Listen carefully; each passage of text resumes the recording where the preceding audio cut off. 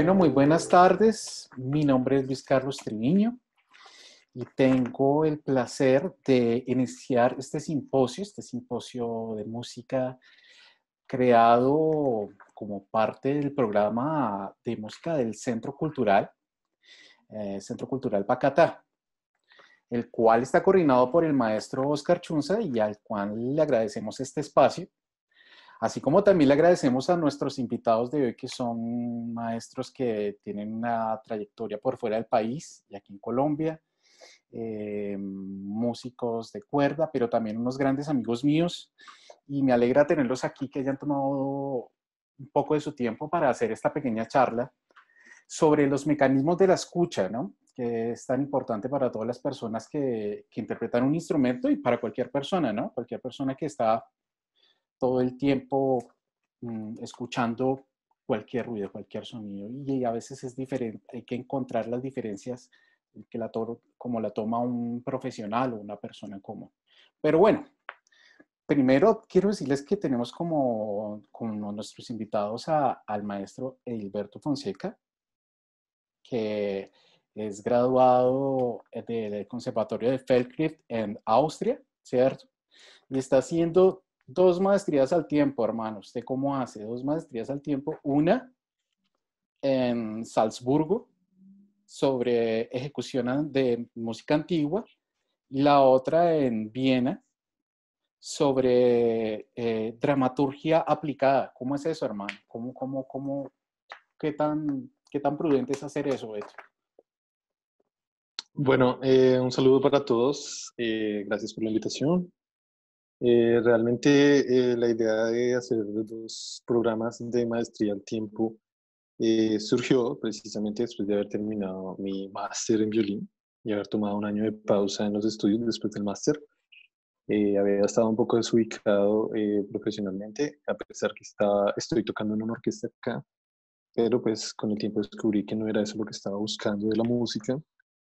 Entonces, en este año que tuve de pausa, estuve realmente pensando qué era lo que quería o podía yo hacer con mis conocimientos.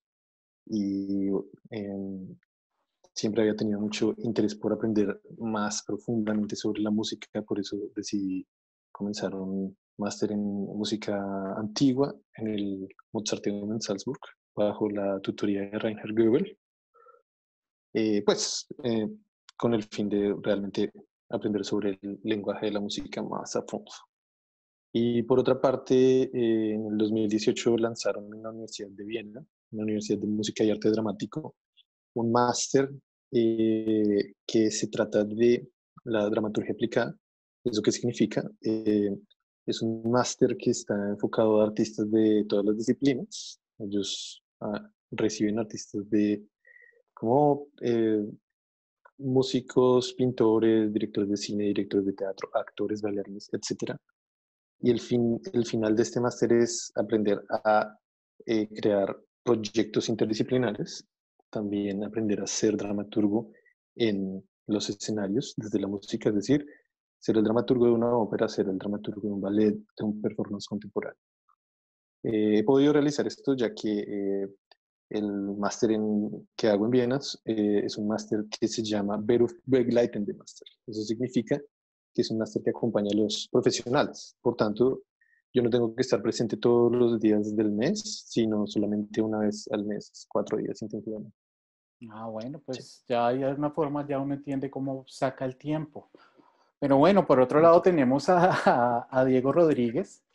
Diego Rodríguez es bogotano, violista, pero además hizo sus estudios en Italia, en el Conservatorio de Girolamo Frescobaldi,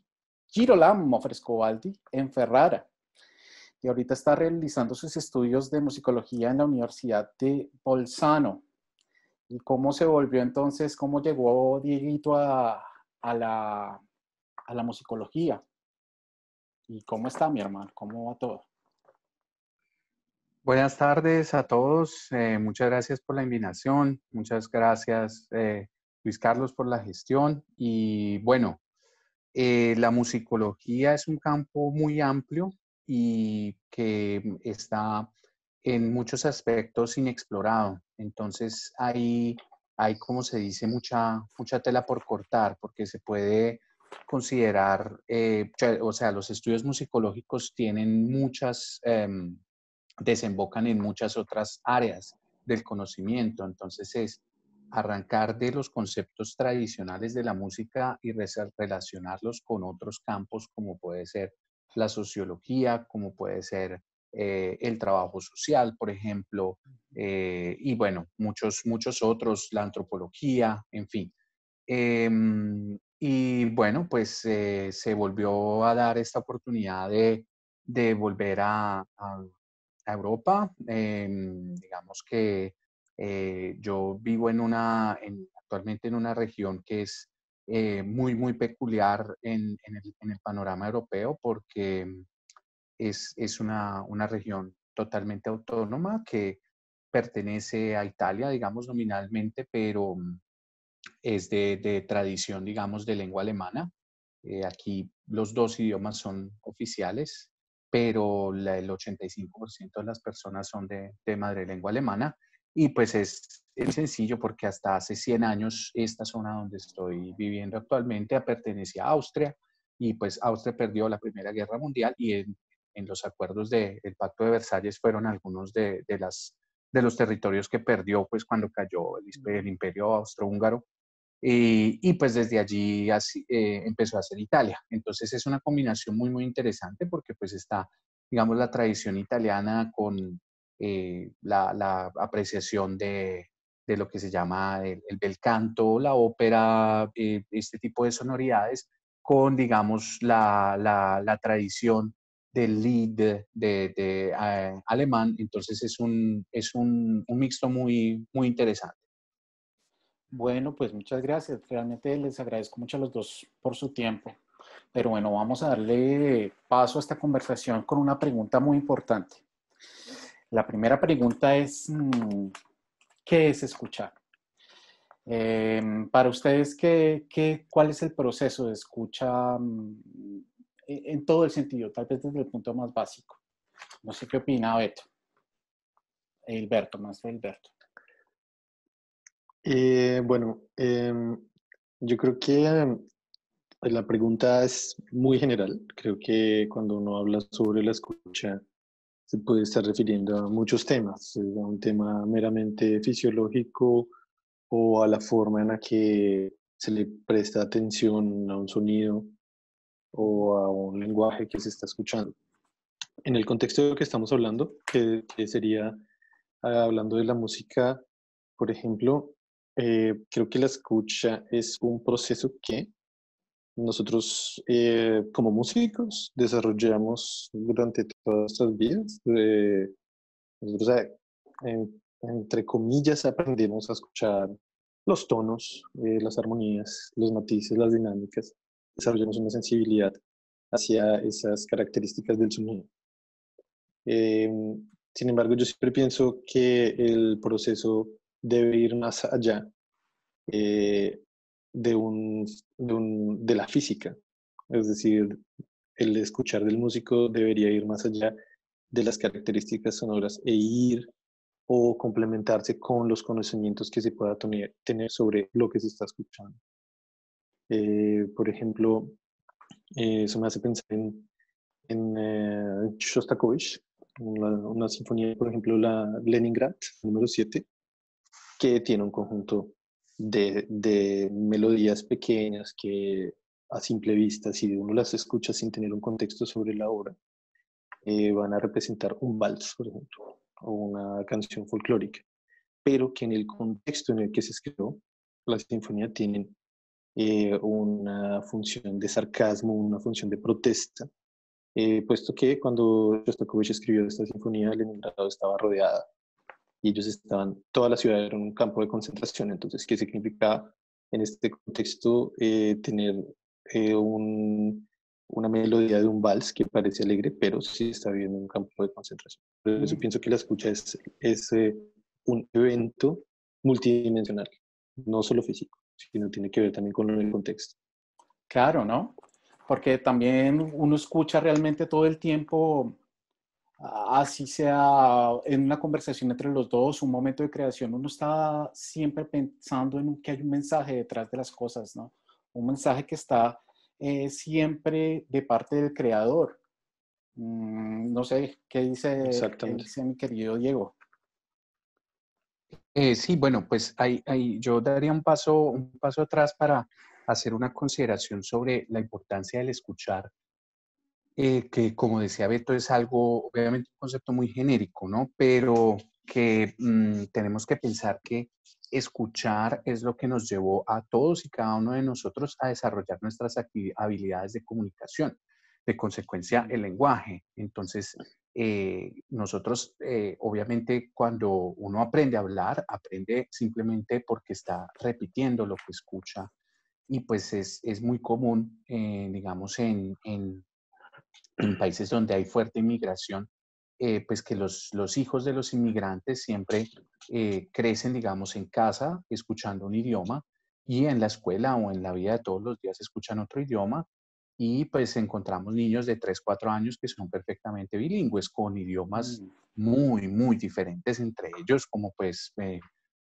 por ejemplo, pues acá en la región donde vivo yo, eh, hay una fuerte presencia de inmigrantes de Pakistán y pues todos estos niños son trilingües en realidad, porque pues acá esta zona ya es bilingüe, todos hablan sea italiano que alemán, y pues estos chicos también hablan urdu, que es el idioma de Pakistán. ¿Y cómo se obtiene esto? Simplemente escuchando. Obviamente hay varios niveles de escucha y sobre esto se ha teorizado mucho. Para no entrar mucho en lo específico, pues quisiera pues como hacer un cuadro grande de cuáles son esos niveles de escucha. Entonces, es el primer nivel es como viene llamado la escucha atencional, que es cuando uno está simplemente buscando una información específica y se concentra la atención en un determinado estímulo para encontrar una información específica. Tenemos a otro nivel, el nivel de escucha analítico, cuando yo estoy escuchando un discurso y al mismo tiempo estoy tratando de elaborarlo para sacar mis propias conclusiones. Entonces, de alguna manera es algo mucho más elaborado. Tenemos también, obviamente, a un nivel diferente, la escucha marginal, que es como cuando está uno en un grupo grande de personas, no sé, en un espacio en común, en un autobús, en una fiesta, en un lugar público, donde hay demasiadas voces y conversaciones al tiempo y de alguna manera el cerebro está procesando y toma informaciones de aquí y de allá, pero no está concentrado. Para nuestro caso nos interesa el, la escucha apreciativa, que es la que se concentra en encontrar la parte estética de los sonidos. claro. No necesariamente estamos hablando únicamente de música, pero digamos, para no, digamos, alargarnos demasiado con el tema, nos concentraremos específicamente en el tema de la música y en el tema estético, porque la música que para alguien puede ser brillante, alegre, o por otro lado puede ser triste. Para cada quien, cada persona va a tener un concepto diferente porque precisamente es una escucha apreciativa. ¿Y de dónde vienen esas sensaciones? Seguramente um, depende mucho también del tipo de personalidad que tenga uno, del contexto. Son muchas las cosas de las que depende la escucha apreciativa, pero creería que para, digamos, el fin específico de esta conversación es cómo lograr aprovechar y sacar el máximo de esta fase apreciativa, que no se vuelva un tipo de escucha marginal, porque esa es, digamos, la dificultad que veo yo, que a veces la música simplemente se usa como algo que está en el fondo y que está sonando siempre, y que en realidad sin tomarnos el tiempo necesario para apreciarla. Pues yo creo, yo teniendo muy en cuenta lo que tú dijiste, Diego, yo también hago mucha referencia más bien a cómo lo presenta Hannah Arendt en el libro sobre qué es la política, pero lo traspaso. Ella trata de hacer una diferencia, por lo menos entre el trabajo y la labor. Entonces ella dice que la labor es el hecho repetitivo que se hace día a día para producir un bien, ¿no? Digamos, un burro hace una labor cuando mueve esta para moler la caña, tal vez.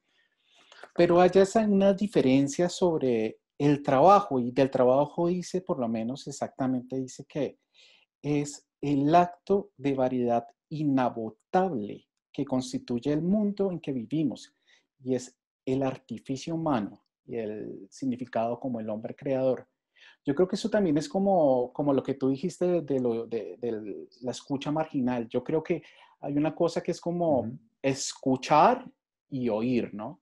Una cosa es oír, Sí, sí, oír sí, tal sería cual. como la marginalidad, y escuchar sería meterle precisamente lo que llama es el artificio humano, el trabajo, el desenvolvimiento, el análisis, toda esta cuestión que nosotros, o bueno, todos los músicos hacemos día a día, estudiando, evolucionando, porque yo creo que eso es una cosa que se estudia, ¿no?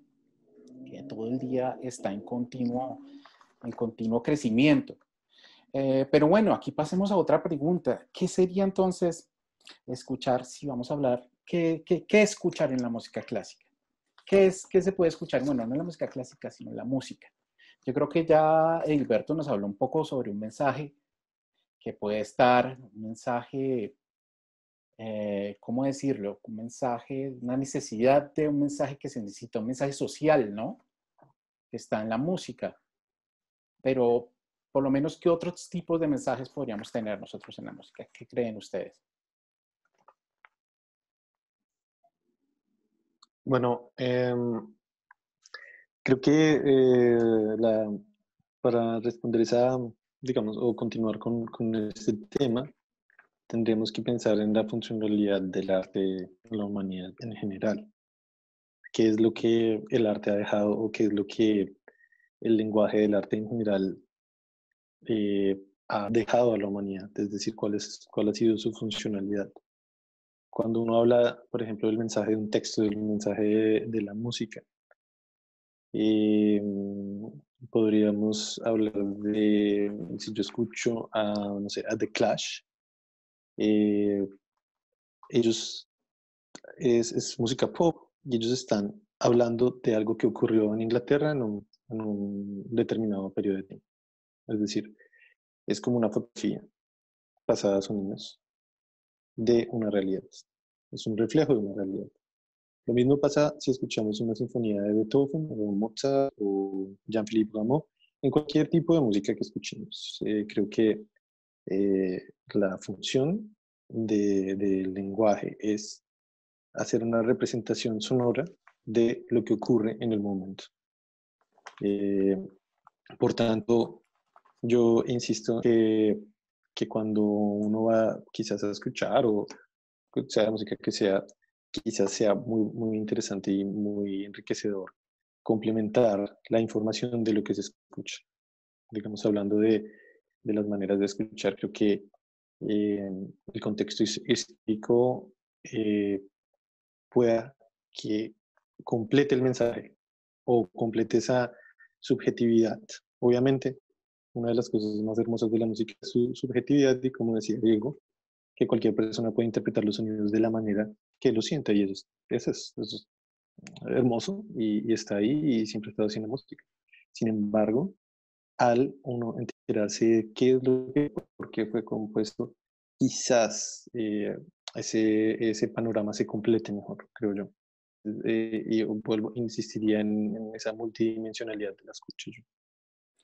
Pero además yo creo, Beto, que aquí en Colombia, por ejemplo, si ponemos en relevancia aquí la música que se ha creado aquí en Colombia, digamos aquí en el interior, en los bambucos o en los pasillos podemos encontrar unas letras que son, digamos que, primero preciosas, de una calidad poética brutal, pero totalmente descriptivas de la belleza de Colombia, porque es que Colombia es un país, en mi forma de pensar, muy, muy, muy, muy lindo.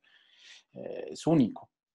Em, pero habiendo tantos problemas sociales y que hemos tenido y que hemos manejado, por ejemplo, em, difícilmente hemos encontrado, digamos que teniendo en cuenta la canción popular, porque tú dijiste, hablaste ahorita de Clash, pues esta cosa de la denuncia, ¿no? Del mensaje sobre la situación que hemos vivido nosotros durante tantos años, ¿no? Tan compleja y tan dura. Eh, Igual pienso que si tenemos ejemplos, por lo menos en Argentina, el rock argentino es una total eh, lucha en contra de la dictadura que se dio en Argentina entre ese tiempo.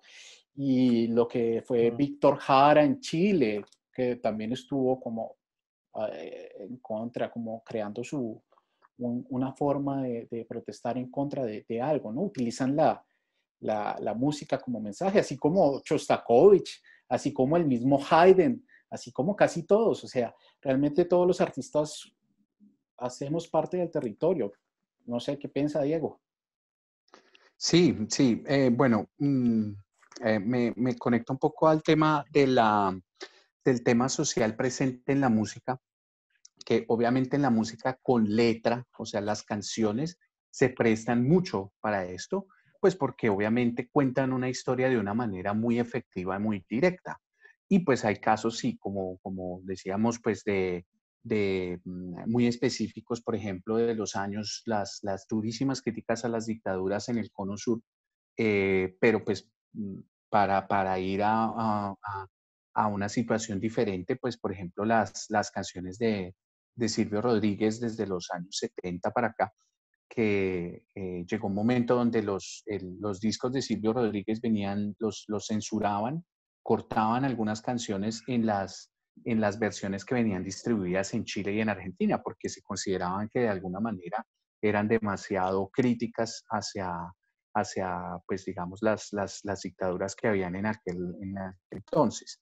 Mm, eh, Hay muchísimos casos, por ejemplo, si pensamos a YouTube, que siempre tuvo digamos, siempre han sido muy cercanos a la causa de Irlanda, y una canción para citar, pues, Sunday Bloody Sunday, que cita un evento, digamos, una desgracia, digamos, a nivel de Estado, lo que efectivamente después se confirmó que fue un crimen de Estado cometido en Irlanda. Pero decía, es muy evidente en ese tipo de canciones, porque la letra es lo que llega más directo, precisamente porque es el primer tipo de lenguaje y de música, de sonidos a los que nos estamos acostumbrando desde que somos niños, ¿no? Desde que somos bebés. Entonces es lo más inmediato como manera de comunicación. Pero también hay otras críticas. Entonces, Luis Carlos decía, citaba a Haydn, y efectivamente apenas dijo Haydn, tomé un apunte acá porque pensaba a la Sinfonía de los Adioses de Haydn, A eso me que refería yo, sí. efectivamente él escribe esta sinfonía donde en la partitura está especificado que cada vez, según una indicación, los músicos empiezan a irse y finalmente queda un solo músico. Y pues esto no era más que una protesta, estaba haciendo de alguna manera un paro, ¿sí? Protesta porque los artistas estaban inconformes con las condiciones que estaban recibiendo en aquel entonces del príncipe Esterhazy, que era digamos, el, el príncipe al poder en aquel entonces. Y asimismo hay muchos ejemplos, pues desde, no sé, ya hablamos de Beethoven, hay muchos ejemplos que podríamos citar, ¿no? Al Por respecto. ejemplo, aquí hay una letra muy linda, muy hermosa, brasilera, de Chico Buarque, Construxao, ¿no? No sé, mi portugués es muy malo, bueno, Construcción, ¿no? Ujú. Que primero es una obra maestra de la escritura porque está escrito creo que alejandrino, en verso alejandrino. Si ustedes ven al final de cada letra, tiene el mismo núcleo, ¿no? y es una denuncia prácticamente a la construcción de Sao Paulo que dejó tantos muertos, tanta gente que falleció. Si la escuchan van a ver una historia vivida y fuerte y muy marcada, ¿no?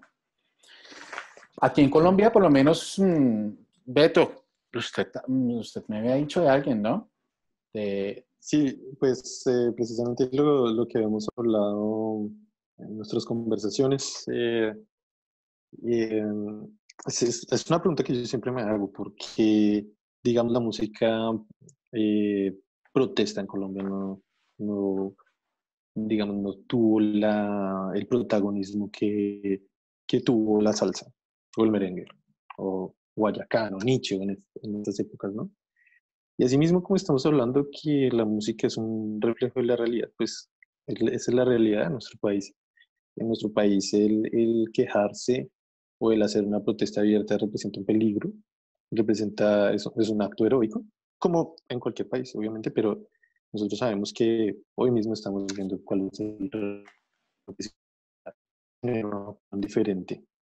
O si el que no está contra el gobierno, el que no está con el gobierno está contra el gobierno, ¿no? Es esa actitud y esa actitud o esa costumbre ha estado acompañándonos durante la historia, yo creo. Eh, Sin embargo, sí han habido no, algunos artistas que han decidido tomar la vocería de la mayoría del pueblo. Y en el ejemplo particular de lo que estamos hablando ahora, pues, me gustaría hablar por ejemplo, de Edson Belandia y de su Ujú. trabajo que está haciendo en general. Es una crítica, es un reflejo de la realidad. Él tiene una de sus canciones que me parece sumamente impactante, sumamente triste. Se llama La muerte de Jaime Garzón. Del relata precisamente cómo fue el asesinato y usa los nombres propios de las personas involucradas. Que esto es un crimen comprobado, un crimen de Estado, ¿no? claro. ¿Qué representa eso para él? Pues nosotros sabemos que representa eso para él. Es tomar un riesgo, pero hablando de reflejos de realidad, pues la realidad del país hoy es diferente y creo que poco a poco las personas han tomado unas actitudes, unas posiciones más críticas frente a la situación del país. Es decir, si los derechos que están escritos, los derechos a los que yo puedo acceder realmente se cumplen. Y así, sí, gracias, Lucho. Pues yo creo que sí, sí, eso, digamos que más o menos englobando todo esto, si existe una música como mensaje, y hay una música como mensaje también para la protesta, para decir las cosas que le hace falta en un territorio, para volverse intérprete de su territorio. También existe la música por arte en sí mismo. O sea, la música que no tiene fin y tiene un fin. Por eso yo quiero como hablar un poquito sobre este escrito que tengo aquí de Stravinsky. Stravinsky, que es uno de los grandes compositores del siglo XX, eh, hablaba, ya que hablamos tanto del mensaje, esto era lo que él pensaba, por ejemplo, de la música. Dice, yo considero la música en su esencia impotente para expresar lo que sea, un sentimiento, una actitud o un estado psicológico, un fenómeno de la naturaleza. La expresión no ha sido nunca la propiedad inmanente de la música. Su razón de ser no está de ningún modo condicionada por aquella. Si, como casi siempre acontece, la música parece expresar algo, esto no es más que una ilusión y no una realidad. Es simplemente un elemento adicional que en virtud de una convención tácita o invertebrada nosotros le hemos prestado. Le hemos impuesto una etiqueta, le hemos dado un traje y nos hemos acostumbrados a confundir con su esencia. Entonces, eso también va a lo que dijo por lo menos Diego ahorita, que la música es etérea, significa mucho también, puede significar para una cosa, para alguien, otra cosa para otro. Incluso hay canciones que tienen esta letra tan fuerte, pero que hay gente que no la escucha realmente y sin embargo le gusta y la escucha, pero se ha dado cuenta de la letra, no realmente. Entonces eso hace parte de escuchar con atención la música que oímos, de hacer un análisis de la música que incluso estamos escuchando ahorita mismo. Bueno, yo creo que vamos a pasar a cómo, qué disposiciones, qué creen ustedes que sea importante para escuchar esta música, qué tipo de herramientas tenemos nosotros los músicos que digamos cualquier persona puede desarrollar. Y yo quiero expresarlo por este punto. Yo creo que los tres tuvimos un profesor muy particular, pero uno de los grandes compositores aquí en Colombia, que es el maestro Gustavo Parra. Y él siempre nos decía que a la hora de acercarnos a la música, tenemos que tener la espada del augurio, esa que tenía Leono en los Thundercats, y que cuando la sacaba y la espada crecía, decía, permíteme ver más allá de lo evidente. Y yo creo que es parte importante del trabajo de una persona que escucha música. No tratar de ver las cosas que están, digamos, en el relieve, sino realmente llegar a la profundidad del mensaje. ¿Qué es esto? ¿Qué es esto? Y si estamos hablando de música con letra, imagínense hablar de esto en las sinfonías de Beethoven o de Mahler o qué sé yo. ¿Ustedes qué opinan al respecto? No sé, Diego, su merced, ¿qué opina? Sí, yo estoy muy de acuerdo con el tema de que hay que siempre tratar de mirar un poco más allá.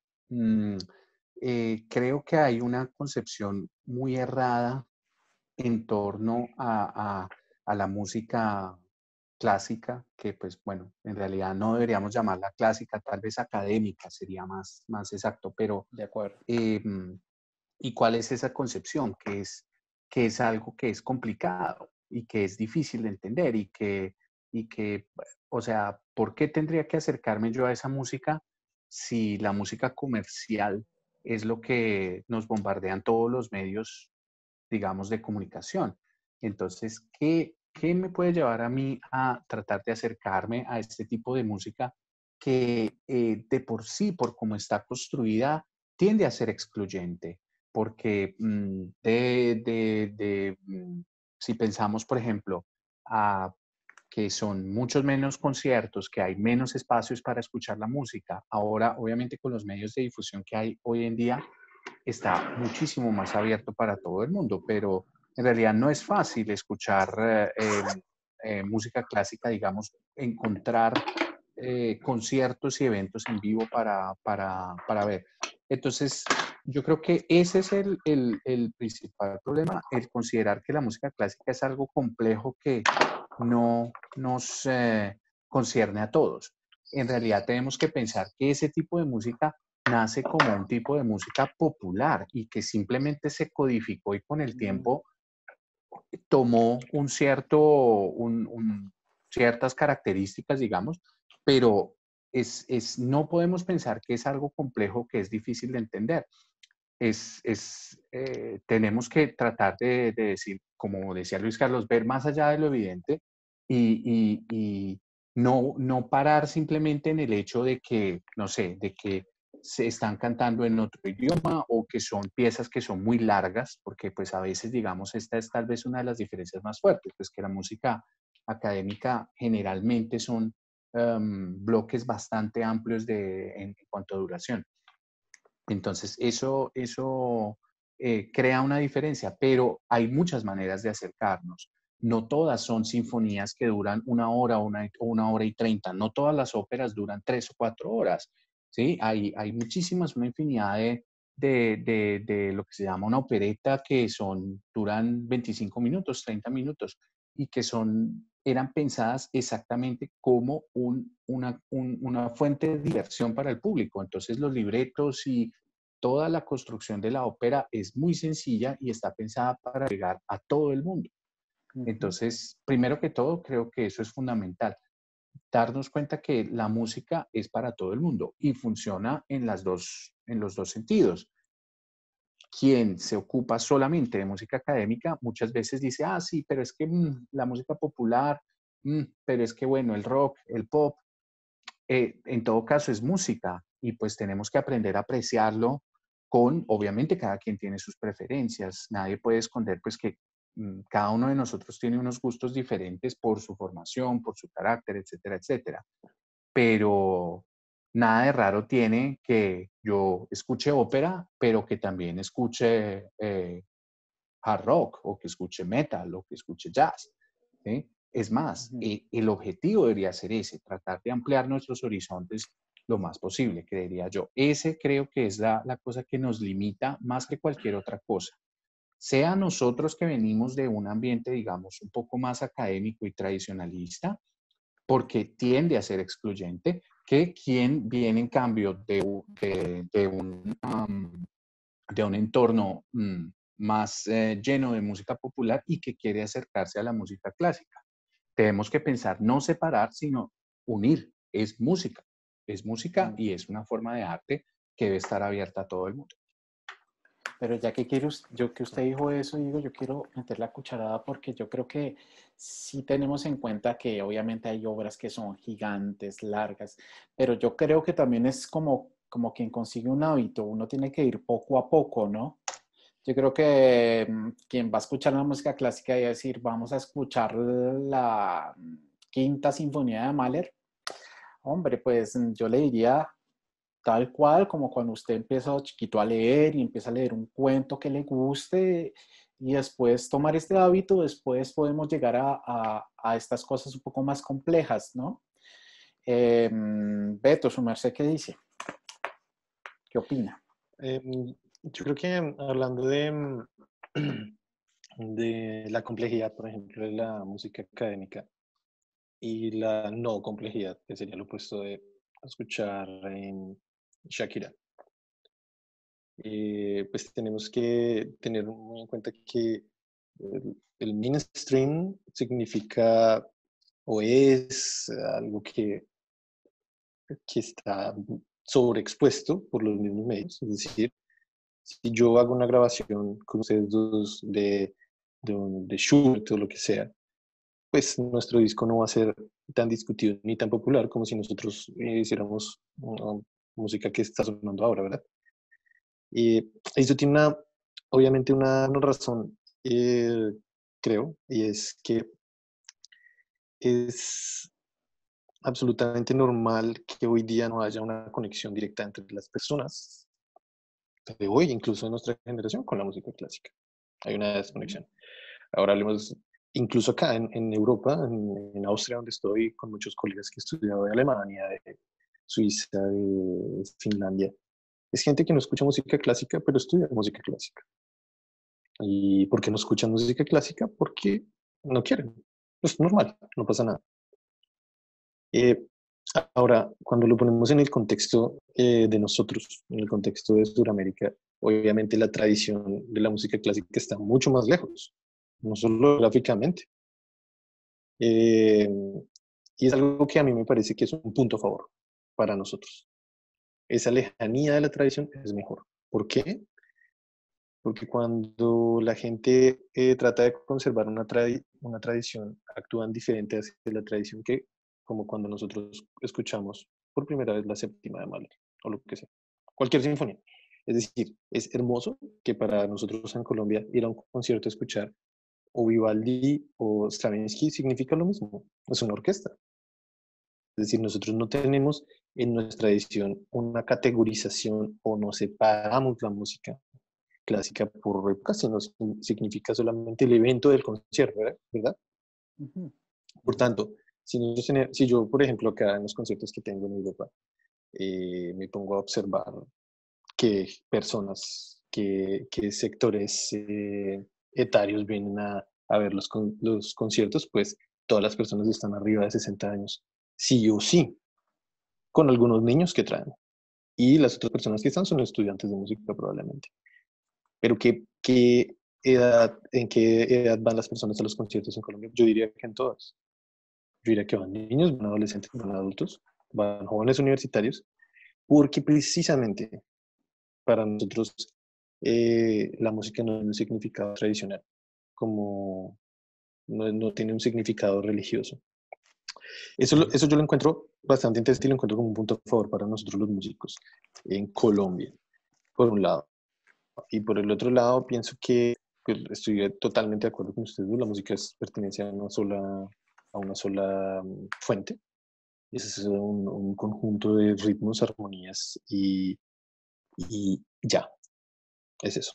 Y la función puede hacer que nosotros la podemos poner para una fiesta, para bailar o para sentarnos a apreciarla. Obviamente, si uno toma la decisión de ir más al fondo, pues va a encontrarse con un mundo extraordinario. Lo mismo que pasaría con la literatura, lo mismo que pasaría con el cine, lo mismo que pasaría con cualquier arte que uno quiera entrar a fondo.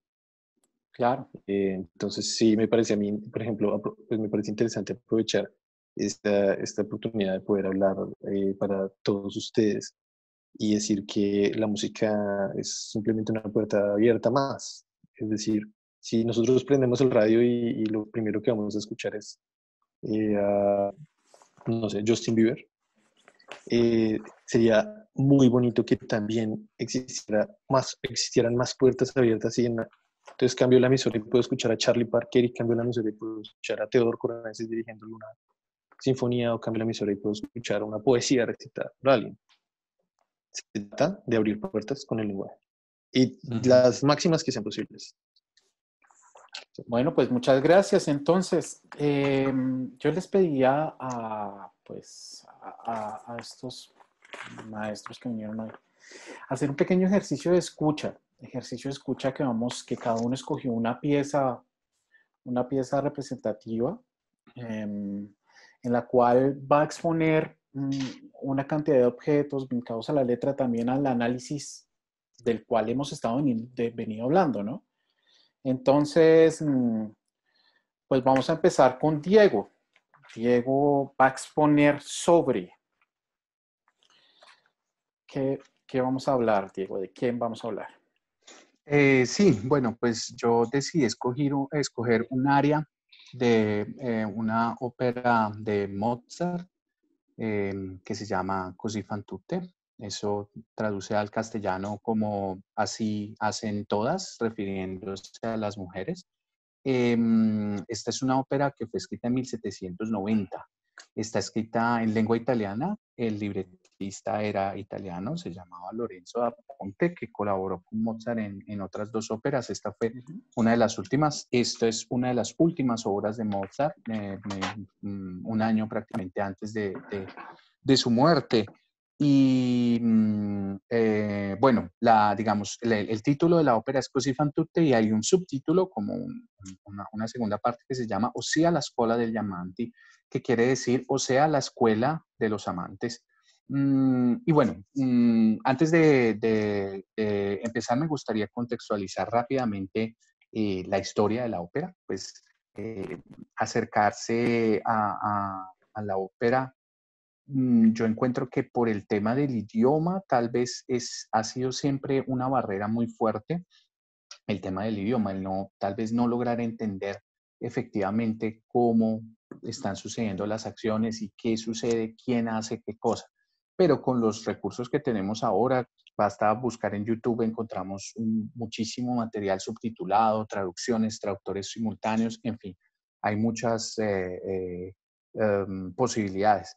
Entonces, digamos, contextualizo rápidamente el primer acto de la ópera. Esta es una ópera que está escrita en dos actos. Entonces, son como dos grandes capítulos. Y bueno, cuenta la historia de dos parejas, una pareja de hermanas que tienen sus dos prometidos. Estos dos prometidos son militares. La acción se desarrolla en la ciudad de Nápoles, en el sur de Italia, sobre la costa, sobre el mar.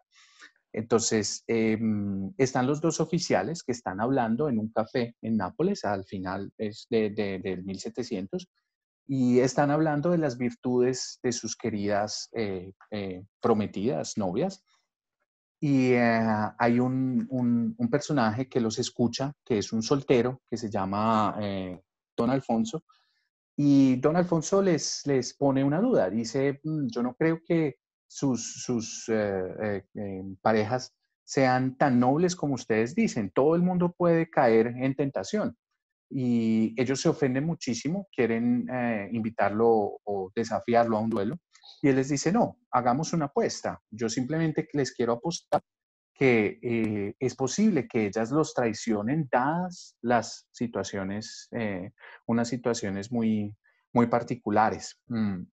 Entonces hacen una apuesta con dinero y bueno, tras una serie digamos, de trucos, engaños y cosas varias, la ópera se desarrolla y sigue hacia el segundo acto. Esto es todo lo que nos interesa saber en esta primera parte, pues porque no quiero dañarles, digamos, como para quien quiera de pronto después ver la ópera. Y bueno, finalmente los dos oficiales deciden decirle a sus prometidas que que los llamaron al frente y que tienen que irse a luchar y que tienen que ir a combatir de un momento para otro. Entonces, escogí esta área que es un terceto, o sea, cantan tres personas. Entonces están las dos hermanas y don Alfonso, que cantan simplemente mientras ven que los dos oficiales se marchan en un barco y se van a la guerra. Entonces es, digamos, un momento de fuerte emoción donde los dos oficiales, soldados se marchan y dejan sus armadas simplemente pues por un deber patriótico. Y pues don Alfonso, que pues obviamente todo esto es una farsa, hace parte, pues esto es lo que se llama una ópera bufa, o sea, es gracioso, digamos, la exageración, los trucos, los engaños hacen parte del juego del libreto de la ópera. Y bueno, entonces quisiera que escucháramos ahora el área, el área que pues es bastante corta y naturalmente el texto es en italiano, pero escogí esta área porque son 5 versos fundamentalmente, es muy, muy corta, es en un italiano, digamos, bastante claro, pero en todo caso, pues hice una traducción para hacernos una idea. Entonces, bueno, creo que vemos el video ahora. Bueno, vamos a ver el video entonces de Suave sia il vento.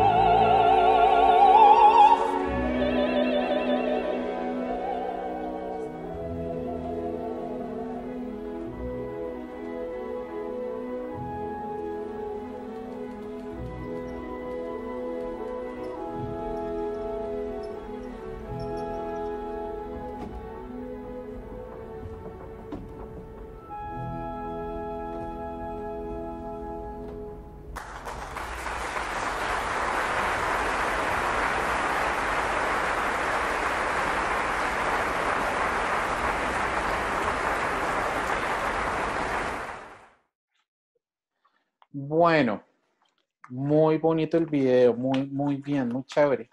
Me encanta la música porque Me encanta la música porque es muy descriptiva, ¿no? Suaves al viento Ujú.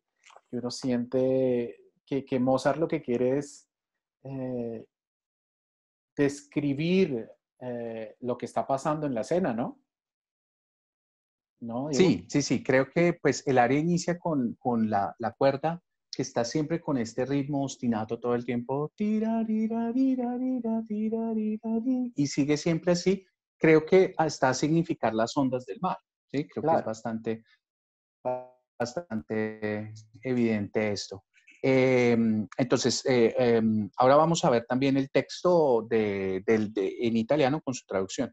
Entonces, como les decía, es muy corto el texto y pues van a ver que cómo el genio de Mozart logra desarrollar un área tan linda y pues de 3 minutos más o menos sobre, no sé, tal vez son 15 palabras, tal vez ni siquiera. Entonces, dice la letra en italiano, dice, soave sia il vento, tranquilla sia l'onda, ed ogni elemento benigno risponda ai nostri desir. Y repite, soave sea el vento, tranquila sea la onda, ed ogni elemento benigno risponda ai nostri desiri. Lo que traduce al castellano más o menos, suave sea el viento, tranquila sea la onda y cada elemento benignamente responda a nuestros deseos y eso es todo. Entonces simplemente ellos están augurando que el mar los lleve con bien pues a su destino, que es la guerra. Entonces, pues de alguna manera es como, esperemos que empiecen con pie derecho, pues porque es solo el inicio de un largo viaje. Ahora, después en la ópera se va a descubrir pues que era toda una farsa, pero en ese momento ellas están efectivamente convencidas que ellos se tienen que marchar a la guerra y que en una guerra, en cualquier guerra, pero específicamente en una guerra de los años 1700, pues volver vivo era bastante improbable, pues solo por una cuestión, digamos, de los niveles de medicina, la sanidad, la ausencia de transportes, etcétera, etcétera. Yo creo que, Eh, bueno, sí, yo creo que es súper importante decir acá que si hay una ópera aquí en Colombia, que van a dar una ópera de Mozart, sobre todo estas escritas por Da Ponte, vayan, lo van a disfrutar Ah, muchísimo, la van a pasar bueno, se van a reír, se van a enamorar, la música es preciosa, pero además es que hay un sentido del humor también, hay una cosa doble, una historia como novelesca, sí, como sí, eso que ve uno por televisión, muy buenísima. interesante. Sí, además, digamos que, pues les decía, no quiero dañarles el resto de la ópera, pero pues esta es una historia muy actual. Si lo pensamos, pues es una historia de infidelidad, de traición, de juegos, de mentiras, engaños. Entonces, sí, se parece mucho a lo que es, no sé, a una telenovela, ¿eh? Si lo pensamos. Y Claro. otro apunte, pues antes de terminar, hablando de pronto poder asistir a una ópera, una cosa que hay que tener en cuenta en todos los teatros ahora existen las pantallas con los subtítulos que están sobre digamos, el escenario. Entonces, simplemente es como leer, como ir al cine y ver una película que no está doblada, es tal cual. Simplemente se ven las traducciones y con eso uno puede seguir totalmente el sentido de la ópera. Entonces, eh, ojalá pues les haya gustado y se interesen. Esta es una ópera que no es muy larga, como les decía, es en solo 2 actos. Esta ópera dura más o menos 1 hora y 30 y en YouTube encuentran muchas versiones que están subtituladas en Ujú. castellano y pues, ¿por qué no? Me parece que es una buena manera de acercarse a la ópera porque además son pocos personajes. Muchas veces el problema es que las óperas tienen demasiados personajes, en cambio acá son solamente 2, 4, 7 personajes, entonces pues eso ayuda a que sea un poco más fácil de comprender. Bueno, pues muchas gracias por ese ejemplo. Bueno, puedo seguir yo. Yo quiero exponerles también una obra clásica, una canción. Bueno, el nombre es Lied, porque esa es la Lied. ¿Sí está bien dicho, Alberto? sí, sí, sí. Lied. Digamos que es una canción, el nombre que se le dio a la canción en Alemania. Y es una canción que se basa en un poema escrito por Johann Wolfgang von Goethe. Pues Goethe, que es como el padre de las letras en alemán, una columna vertebral, pero muy importante para la literatura alemana, que escribió Fausto, escribió, a ver, ¿qué otra cosa me recuerda? Los dolores del joven Los Werther. dolores de joven Werther. Bueno, es una persona muy importante para la literatura alemana. Y esta poesía que se llama Erlkönig, que es como, que traduce como el rey de los duendes, de los elfos, ¿no? El rey de los duendes. Es una historia, es una poesía un poco, bueno, yo siempre que pienso en Goethe, pienso un poco para que la gente se contextualice en los hermanos Grimm. Esas historias donde salen demonios, donde salen monstruos que uno veía por las mañanas, algo así. Esas historias míticas que hay oro y es promesa, eso es en esencia la literatura de gran parte de Europa, en parte, pero es la parte en base del trabajo de Goethe. Y esta historia habla sobre... La canción tiene 4 personajes para que los escuchen. Primero hay un narrador que hace una introducción al principio y al final. Tiene un papá, un señor que va en caballo por la noche con su hijo. Entonces, si ustedes en el video que van a ver ahorita, se van a dar cuenta que sale uno de los mejores intérpretes de música de las Lied de toda la historia, que es Dietrich Fischer. Entonces, él lo que hace es increíble, porque si ustedes ven detenidamente el rostro de él, ustedes pueden ver qué personaje está haciendo mientras canta. Entonces, cuando él está haciendo la introducción, ustedes pueden ver que la introducción, el texto está debajo de la canción para que ustedes lo vean. Y también habla el hijo, porque el hijo está viendo un espanto, está viendo al rey de los elfos que le está prometiendo unas cosas. Y está el papá que está cabalgando en medio de la noche y él les está diciendo, tranquilo, no pasa nada. Usted está viendo solamente la bruma en medio de los árboles. Esos son imaginaciones suyas. Pero el niño cada vez lo ve más cerca, hasta que en un momento se puede decir que el rey de los elfos se lo lleva. Y se lo lleva quiere decir, le quita la vida.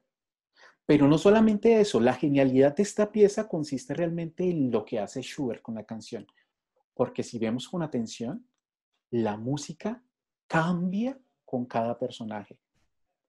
Empieza con el piano totalmente describiendo el galope del caballo. Es el caballo brincando en la noche. La tonalidad menor describe todo eso que pasa. Es increíble cómo él conecta imaginariamente la música a la letra. Y cuando habla el papá, le da un tono grave. Y cuando el hijo habla, le da un tono agudo. Y todo es una construcción genial. Por eso es tan importante Schubert en la música vocal. Él fue realmente el que logró hacer un avance en la canción, una unión entre la letra y la música. Vamos a ver el video entonces.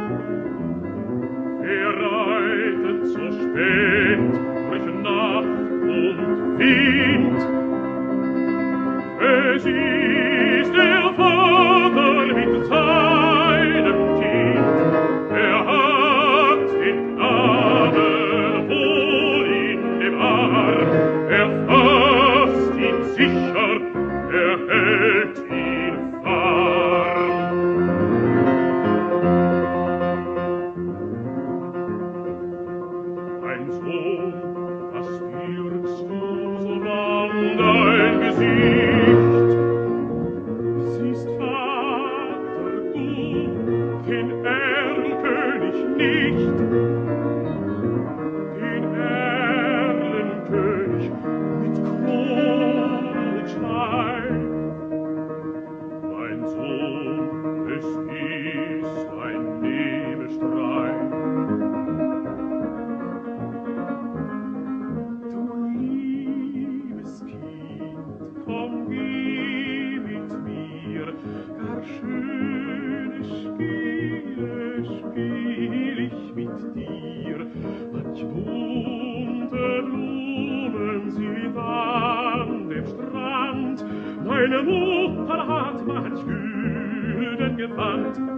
Mein Vater, und hörest du nicht, was Erlenkönig mir leise verspricht?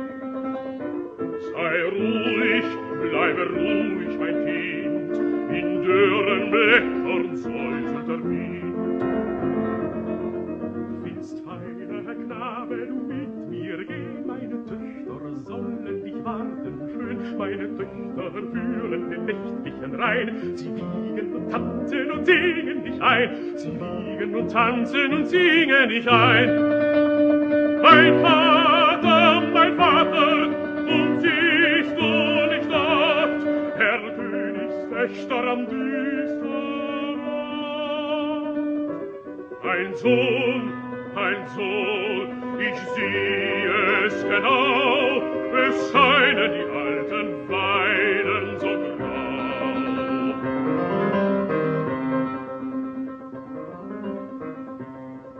Ich liebe dich, mich reizt deine schöne Gestalt, und bist du nicht willig, so brauch ich Gewalt. Mein Vater, jetzt versteh mich an, der König hat mir ein Leids getan.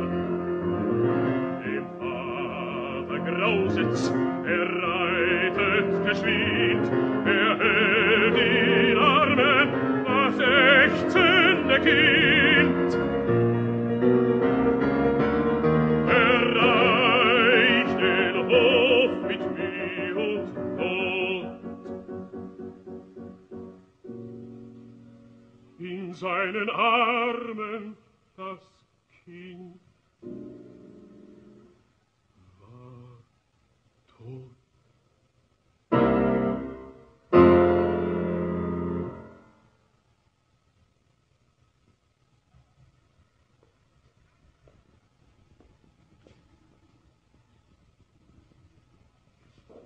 Good night.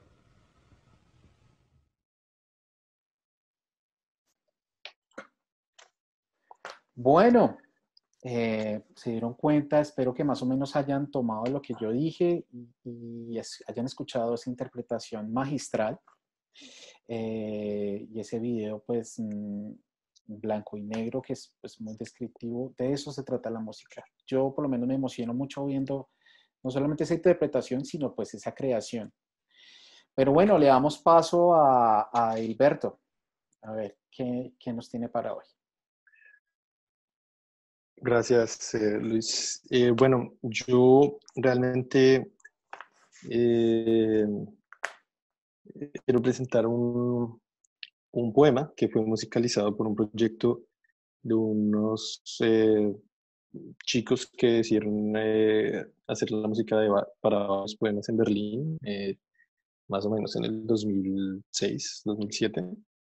El proyecto se llama Project Board, no existe más. Ellos hicieron solo ese trabajo y ya no trabajaron más. Y ilustraron un poema de Paul Celan, quien era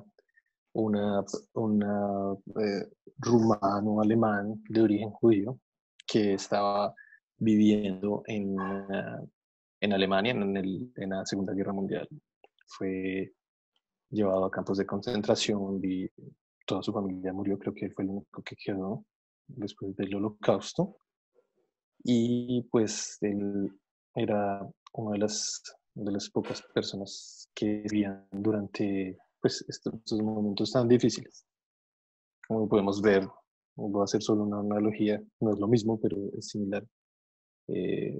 Pensemos cuando comienza la pandemia del coronavirus actualmente, nos damos cuenta que una de las últimas cosas por las que se preocuparía un humano es el arte, ¿no?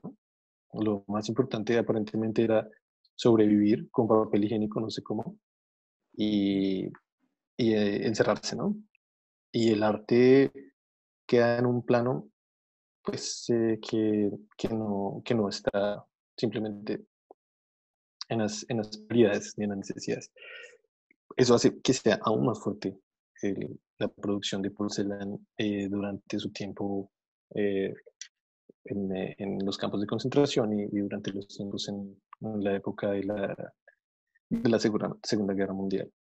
El poema se llama La fuga de la muerte, se llama Todesfuge en alemán, y se llama fuga porque está compuesto como una fuga. Es decir, él hace una imitación en una fuga doble y después hace una fuga triple, mezclando los pronombres personales en alemán.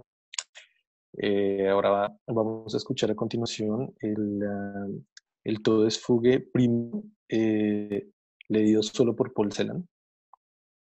Y enseguida vamos a escuchar el Todesfuge con la musicalización del Project Board. ¿Por qué lo quiero presentar así? Para mí, la conexión entre la realidad y el arte se hace absolutamente necesaria. A mí me parece extremadamente interesante y lo he experimentado toda mi vida. He disfrutado las sinfonías, las óperas, los lieds, precisamente porque es música que trae felicidad, trae imaginarios que nosotros no creamos, pero imaginarios que traen otros artistas y nos los permiten ver. Pero para mí hay una desarticulación entre el arte en general si no tiene un contexto con la realidad. Por eso me gusta por eso hablo de Shostakovich, por eso hablo de Celan y el Project Board, porque me parece que son iniciativas artísticas que reconectan la estética del arte, en este caso de la música, con los sufrimientos de las personas. Hay un dramaturgo italiano que se llama Castellucci y él dice algo que me gusta mucho y es que él quiere que el arte tenga la misma fuerza que tiene el hambre y el sufrimiento. Y así debe ser presentado. Por tanto para mí Todesfuge un poema supremamente fuerte. También quería, antes de poner el video, añadir, si ustedes quieren en su lista de reproducción poner este tipo de música que se escribió durante la Segunda Guerra Mundial, o también si quisieran escuchar a Edson Delano. Pero particularmente quería recomendar el Cuarteto para el Final de los Tiempos de Olivier Messiaen, el cual fue también un cuarteto escrito durante la Segunda Guerra Mundial. Lo escribió en un campo de concentración y la premier de este cuarteto fue en el campo de concentración para 5.000 personas. Después de esto, Messiaen puede escapar misteriosamente del campo de concentración con algunas personas. Al parecer, conmovió a un guardia y le dejaron la puerta abierta y se fueron. Por eso vivió más tiempo. Ahora, por favor, Luis Carlos, escuchemos el Paul Celan. Gracias. Bueno, vamos a ver entonces el video de Paul Celan. Schwarze Milch der Frühe, wir trinken sie abends, wir trinken sie mittags und morgens, wir trinken sie nachts, wir trinken und trinken. Wir schaufeln ein Grab in den Lüften, da liegt man nicht eng. Ein Mann wohnt im Haus, der spielt mit den Schlangen, der schreibt, wenn es dunkelt, nach Deutschland, dein goldenes Haar, Margarete. Er schreibt es und tritt vor das Haus, und es blitzen die Sterne, er pfeift seine Rüden herbei, er pfeift seine Juden hervor, lässt schaufeln ein Grab in der Erde. Er befiehlt uns, spielt auf nun zum Tanz. Schwarze Milch der Frühe, wir trinken dich nachts, wir trinken dich morgens und mittags, wir trinken dich abends, wir trinken und trinken. Ein Mann wohnt im Haus, der spielt mit den Schlangen, der schreibt, der schreibt, wenn es dunkelt, nach Deutschland, dein goldenes Haar, Margarete, dein aschenes Haar, Sulamit. Wir schaufeln ein Grab in den Lüften, da liegt man nicht eng. Er ruft, stecht tiefer ins Erdreich, ihr einen, ihr andern spielt weiter zum Tanz auf. Er greift nach dem Eisen im Gurt, er schwingt, seine Augen sind blau. Stecht tiefer die Spaten, ihr einen, ihr andern spielt weiter zum Tanz auf.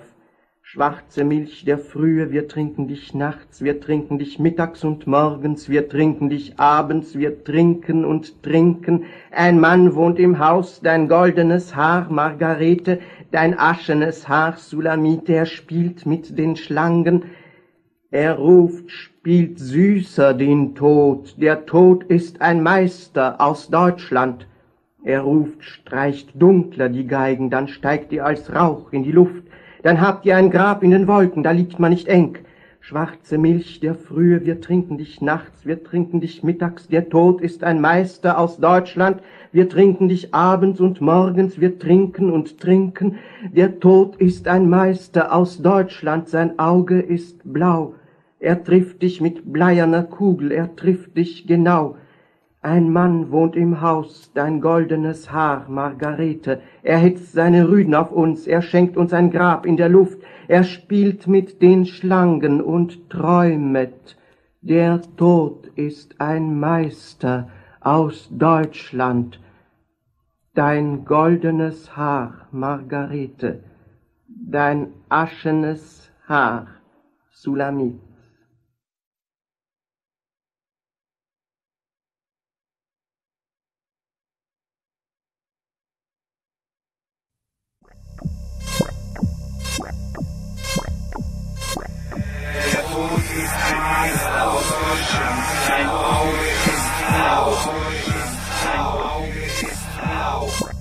Schwarze Milch der Frühe, wir trinken sie abends, wir trinken sie mittags und morgens, wir trinken sie nachts, wir trinken und trinken. Wir schaufeln ein Grab in den Lüften, da liegt man nicht eng. Ein Mann wohnt im Haus, der spielt mit den Schlangen, der schreibt, wenn es dunkelt, nach Deutschland. Dein goldenes Haar, Margarete, er schreibt es und tritt vor das Haus und es blitzen die Sterne. Er pfeift seine Rüden herbei, er pfeift seine Juden hervor, lässt schaufeln ein Grab in der Erde. Er befiehlt uns, spielt auf nun zum Tanz. Schwarze Milch der Frühe, wir trinken dich nachts, wir trinken dich morgens und mittags, wir trinken dich abends, wir trinken und trinken. Ein Mann wohnt im Haus, der spielt mit den Schlangen, der schreibt, wenn es dunkelt, nach Deutschland. Dein goldenes Haar, Margarete, dein aschenes Haar, Sulamit. Wir schaufeln ein Grab in den Lüften, da liegt man nicht eng. Er ruft, stecht tiefer ins Erdreich, ihr einen, ihr andern singet und spielt. Er greift nach dem Eisen im Gurt, er schwingt's, seine Augen sind blau. Stecht tiefer die Spaten, ihr einen, ihr andern spielt weiter zum Tanz auf. Schwarze Milch der Frühe, wir trinken dich nachts, wir trinken dich mittags und morgens, wir trinken dich abends, wir trinken und trinken. Ein Mann wohnt im Haus, dein goldenes Haar, Margarete, dein aschenes Haar, Sulamit. Er spielt mit den Schlangen, er ruft, spielt süßer den Tod. Der Tod ist ein Meister aus Deutschland. Er ruft, streicht dunkler die Geigen, dann steigt ihr als Rauch in die Luft. Dann habt ihr ein Grab in den Wolken, da liegt man nicht eng. Schwarze Milch der Frühe, wir trinken dich nachts, wir trinken dich mittags. Der Tod ist ein Meister aus Deutschland. Wir trinken dich abends und morgens, wir trinken und trinken. Der Tod ist ein Meister aus Deutschland, sein Auge ist blau. Er trifft dich mit bleierner Kugel, er trifft dich genau. Ein Mann wohnt im Haus, dein goldenes Haar, Margarete. Er hetzt seine Rüden auf uns, er schenkt uns ein Grab in der Luft. Er spielt mit den Schlangen und träumet. Der Tod ist ein Meister aus Deutschland. Dein goldenes Haar, Margarete. Dein aschenes Haar, Sulamit. Bueno, qué duro, qué dura pieza, yo creo, porque incluso hace referencia a los mismos cabellos de Goethe, que también hace parte de una obra de Goethe, ¿no? O sea, se mete con un personaje importante para los alemanes y pues es muy triste, ¿no? La leche negra, la muerte, todo representa unas cosas muy, muy, muy oscuras y muy, muy tensas, pero que hace parte de lo que somos y de nuestra historia. Y esperemos no de nuestro futuro. Bueno, yo creo que concluimos acá con esta charla sobre la escucha. Y realmente yo creo que la idea general es, primero, la invitación es que escuchen atentamente la música que nos rodea en todos los contextos, porque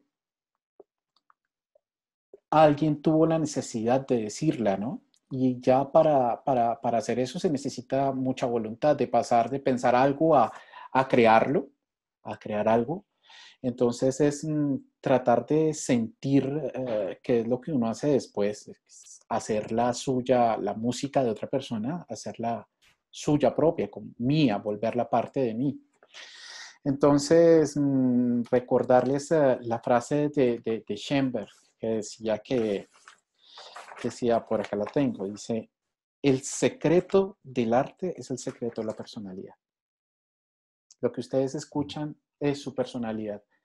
Lo que hace las personas también es su personalidad. Si no les gusta algo, lo mismo que decíamos acá, no importa.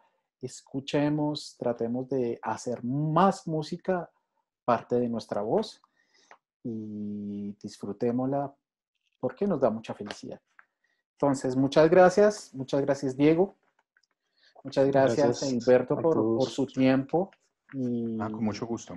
A todos, pues los invitamos a seguir viendo todas las actividades del simposio. Vienen unas cosas muy chéveres, vienen talleres de lutería, vienen charlas sobre música andina, vienen charlas sobre el cuidado corporal, vienen un montón de cosas que traen todos nuestros maestros del Centro Cultural Pacatá, y que esperamos pues que les ayude mucho, que les sirva mucho, porque a nosotros también nos da mucha felicidad crear estos espacios.